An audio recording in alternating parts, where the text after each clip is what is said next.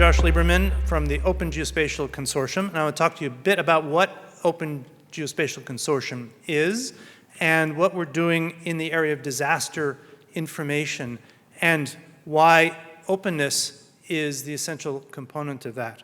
So, next slide.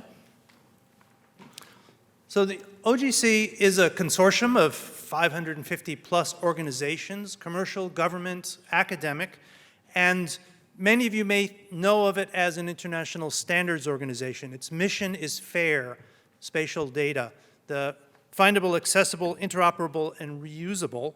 And as you might be thinking here in this audience, open is a very important part of that. Open data, open standards, open interfaces, and where that sharing is to do with tools and development, it's also open source. However, the functions that OGC has go way beyond standards. In fact, OGC is kind of a laser printer. We do a lot of things, and occasionally we spit out a piece of paper with a standard on it. We do outreach. We're a global forum for the geospatial community. We connect people. It's a thought leadership. And a very important part of what we do is innovation. Next slide. So the innovation program runs all sorts of activities around standards. And I separate them into kind of pre-sales and post-sales. The first thing we need to do is imagine what a standard could be used for. And if it's a standard for collaboration, we need to collaborate to try it out and to come up with that. So we have Imagineering programs, test beds, pilots, engineering services, interoperability experiments. Those lead to negotiations over what would be a good standard. We do a standard, we have the web map service or an OGC API, but then how do you use it? And so another phase of innovation is pilot activities where we imagine and prototype and educate and reach out. How can organizations and people benefit from sharing geospatial information with these standards? So it's the process around the standards that makes them really valuable. Next slide.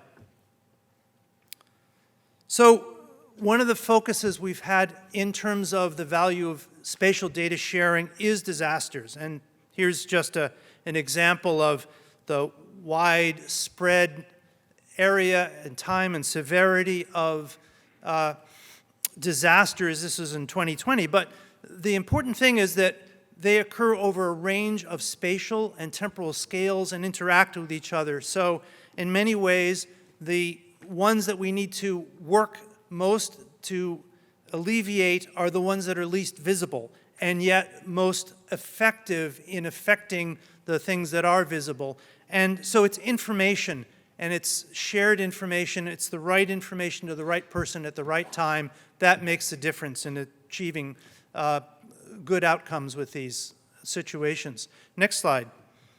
So we've had a series of pilots. Ooh, next slide. There we go. We've had a series of pilots, the last one in 2021, looking at how can we get information in the right form, at the right time, to the right person, in the right place, and particularly getting those eyes on the sky to really be effective for those on the ground, to rapidly integrate, process, and transform. That word analysis-ready data is in there, but we also have another term, decision-ready indicators, going from what we observe of the Earth to what you need to do about it. And the whole purpose of this is to spend more of our time addressing disasters, risks, and vulnerabilities, and less time playing with data, as much fun as that is. Next slide. So here's the kind of an open ecosystem paradigm that we've been working towards in these activities, where we have analysis-ready data from many sources, but we're trying to go from what we see to how to act. And that transformation is essentially, very essentially, quintessentially collaborative. The providers of that data don't know what they're needed for. The users of that data don't know what's available and how they can use it. So coming together along this chain of value from data to action is the way that this data is valuable and usable in the actions and decisions that are needed in disaster situations. Now, this is sort of looking along an angle. Next slide. My time is up. Okay. Next slide. Disaster Pilot 2023 coming up. See the CFP in February and hope to see you there.